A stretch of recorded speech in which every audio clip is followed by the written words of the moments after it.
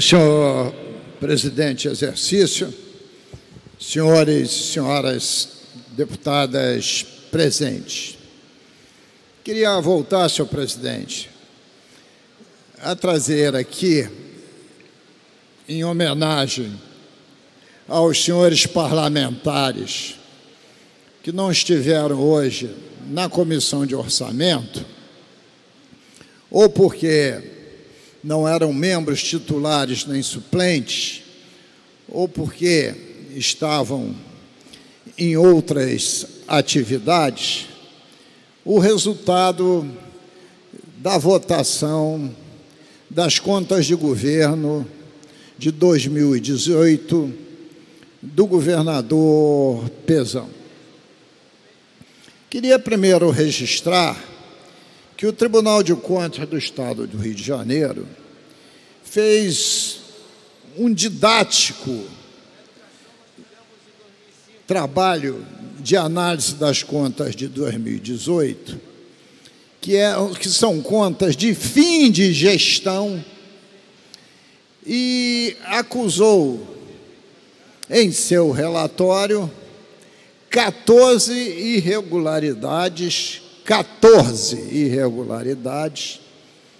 intransponíveis. E, por via de consequência, o tribunal sugeriu à Assembleia Legislativa, que dá a palavra final, um voto pela rejeição das contas. Tivemos oportunidade de analisar de uma maneira bastante profunda o voto do Tribunal de Contas. E das 14 irregularidades, anotei 5 que, em regime de calamidade pública, dentro de qualquer lógica de reserva do possível em relação à legislação infraconstitucional, que são erros graves de encerramento de gestão que não podem ser superados. O primeiro é o de respeito à Constituição Federal em 2 quesitos: de não se investir 25% em educação e não se investir 12%, evidentemente, das receitas em saúde.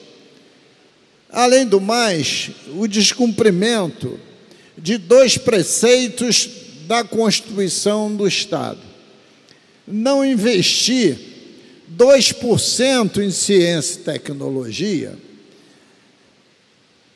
onde o governo, em 18, chegou ao mísero número de 0,7%,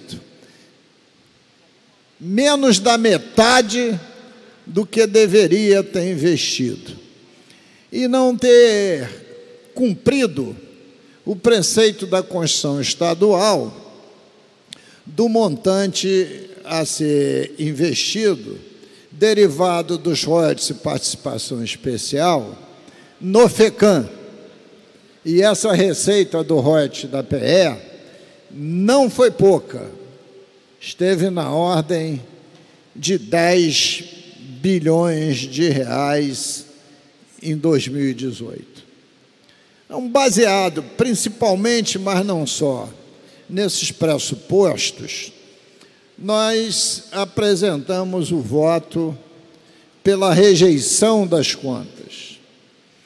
O relator, presidente da Comissão de Orçamento, deputado Rodrigo Amorim, apresentou também seu voto pela rejeição das contas, e com um ponto em comum com o meu voto: o não cumprimento do artigo 42 da Lei de Responsabilidade Fiscal, no que tange, em último ano de exercício, de último ano de governo, você ser obrigado a ter dinheiro em caixa para cobrir o volume de restos a pagar, para não contaminar o governo que entrava.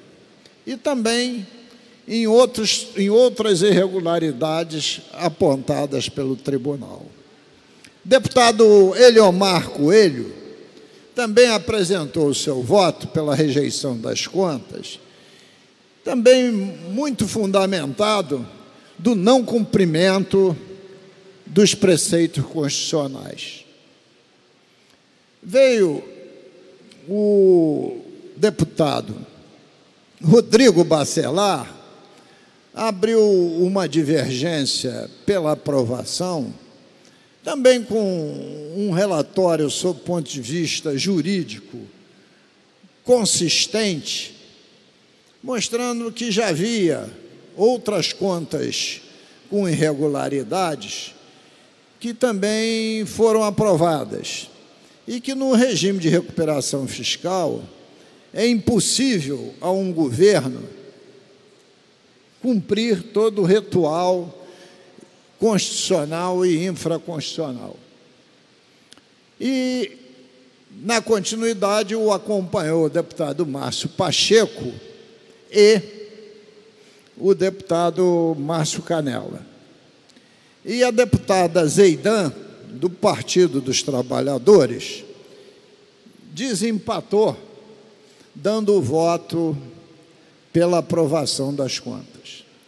E as contas foram aprovadas por 4 votos a 3. Mais uma vez, fui derrotado na comissão de orçamento. E mais uma vez, deputada Lucinha, porque venho desde 2014, tanto na comissão de orçamento, quanto em plenário, votando pela rejeição das contas. Diga-se de passagem, não só eu, mas eu tive a peculiaridade de votar na comissão de orçamento e votar em plenário. São 5 contas seguidas.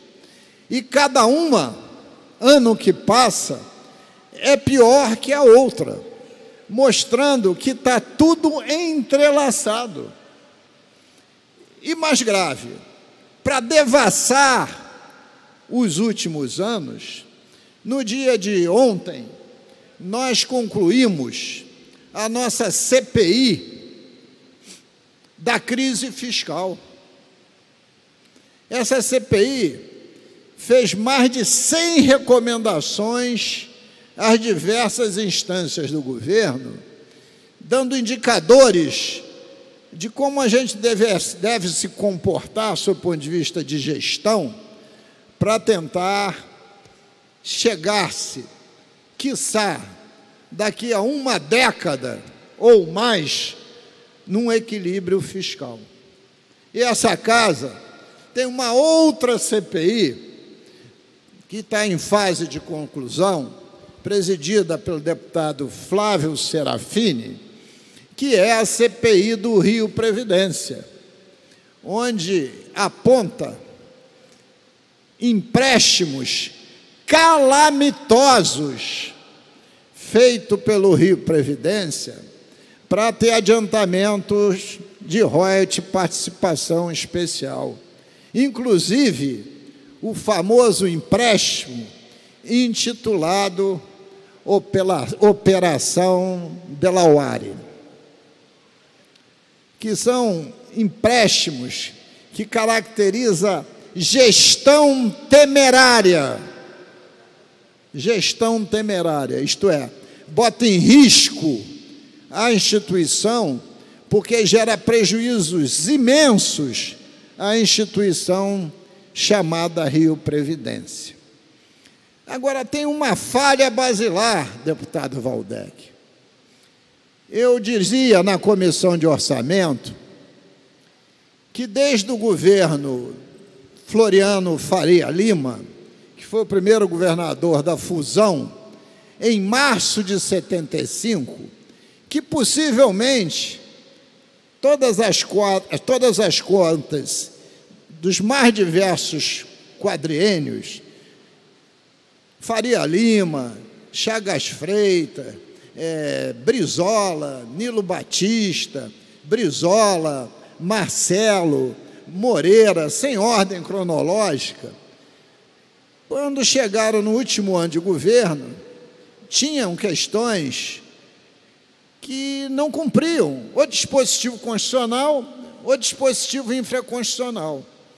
Mas, nesses últimos anos, e isso não aconteceu nos outros governos, jamais teve governos tão contaminados por processo de corrupção que prejudicou profundamente o desenvolvimento do nosso Estado e o equilíbrio das contas públicas.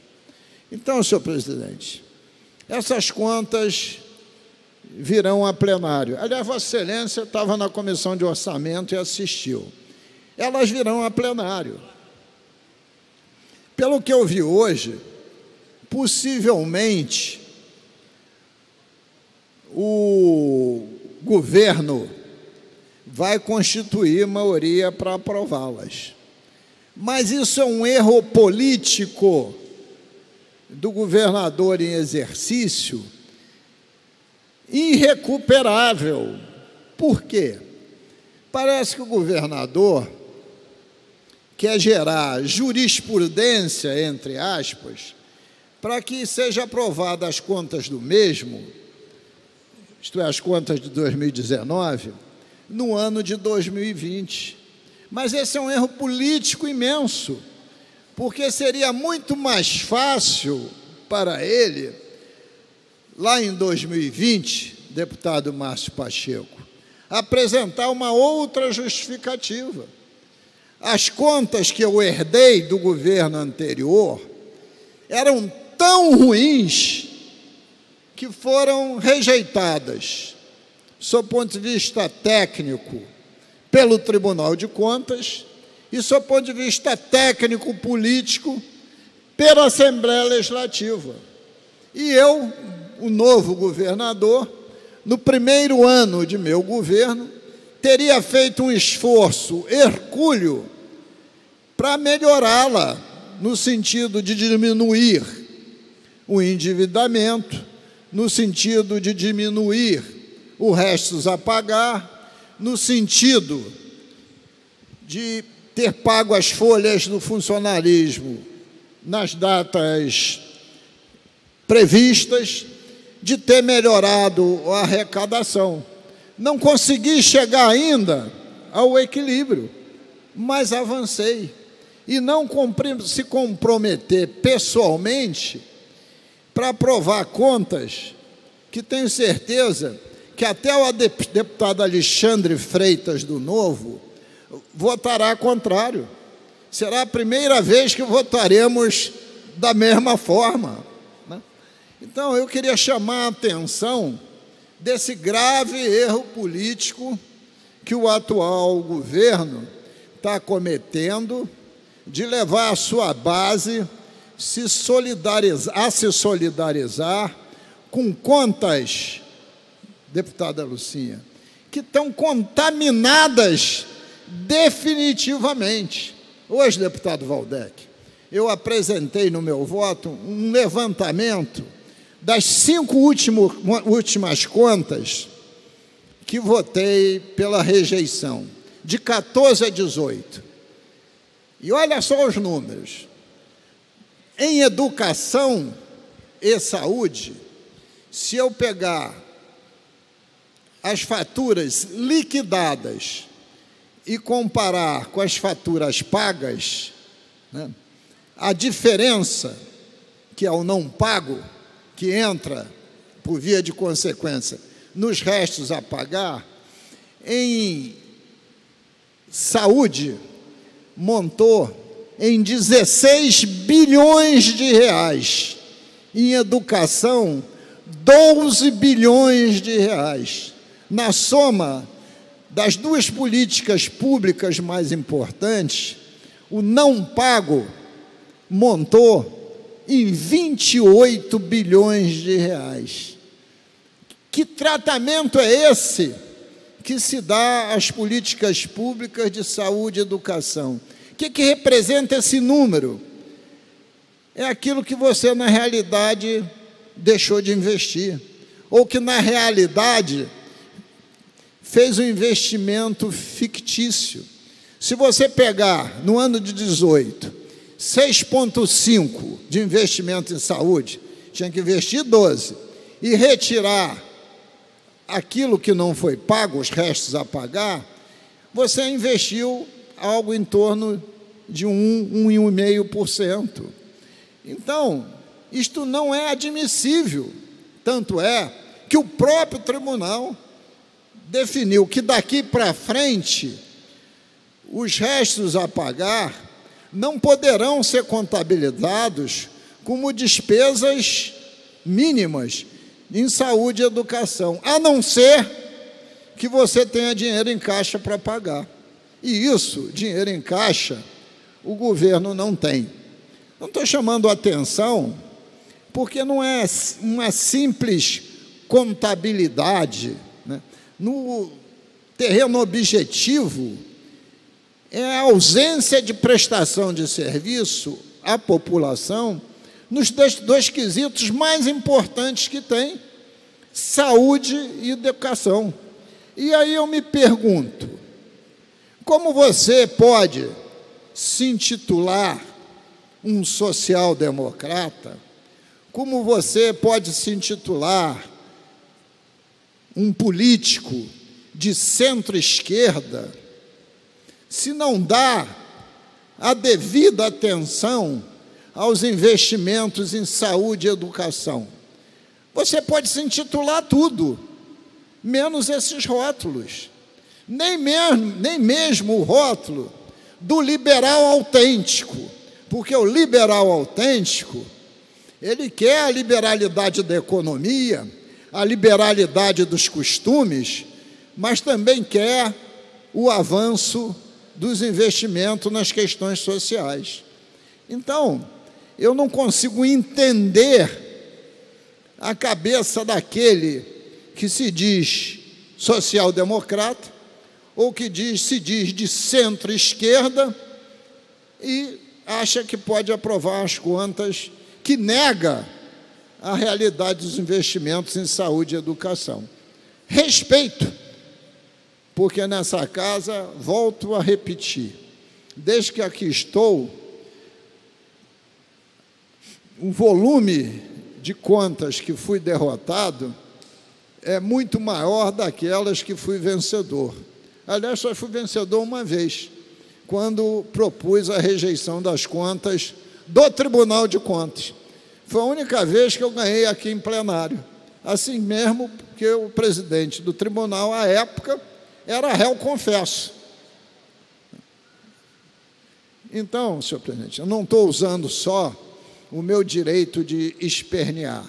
Estou querendo chamar a atenção para o futuro dessa votação em plenário, que de antemão a chance da nossa concepção ser vencedora é muito pequena.